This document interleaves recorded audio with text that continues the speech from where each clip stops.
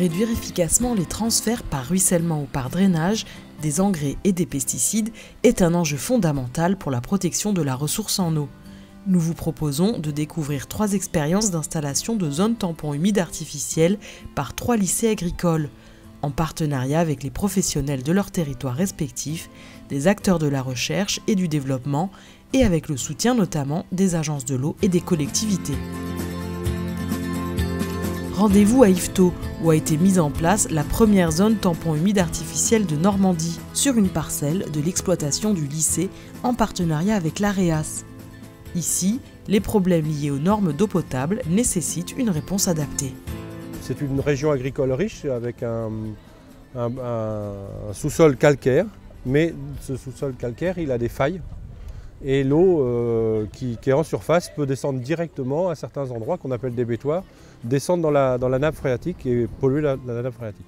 L'eau qui arrive au captage est polluée, est au-delà des normes, à la fois en nitrate et à la fois en pesticides, donc il faut trouver des solutions. Parmi les différentes pratiques testées, la zone tampon humide artificielle semble prometteuse. Son principe ? Faire cheminer l'eau dans un bassin creusé pendant une durée de 7 à 20 jours. Après un passage dans une fosse de sédimentation, les eaux polluées sont exposées aux UV, qui dégradent les molécules nocives, et également aux bactéries, dont l'implantation est favorisée par une végétalisation spécifique. La zone tampon est donc adaptée pour dépolluer les eaux superficielles et abaisser la contamination des milieux aquatiques. Les eaux de drainage arrivent à l'autre bout de la mare.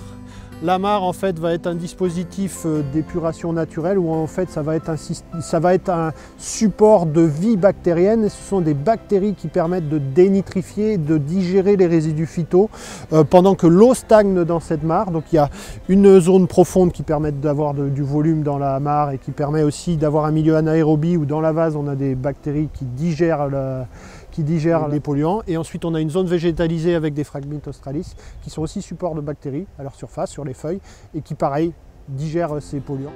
C'est le premier site pilote sur le territoire donc de ce type d'aménagement, donc de mare épuratoire des eaux de drainage.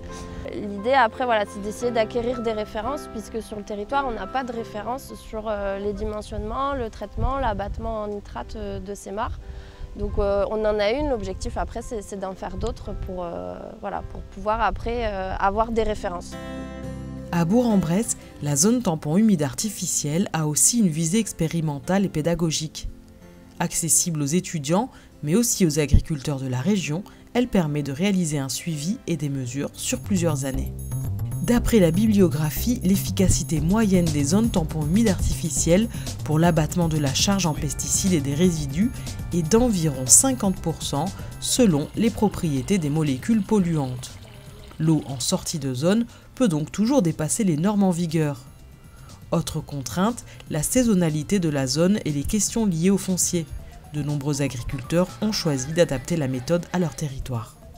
On est parti sur un suivi de 5 ans pour apprendre le plus de choses possible sur le fonctionnement de cette mare et aussi sur comment on va pouvoir accompagner des agriculteurs du Lauragais qui seraient volontaires pour installer des mares de ce type-là sur leurs parcelles plus tard, leur apporter le conseil le plus pertinent pour mettre en place des dispositifs qui fonctionnent.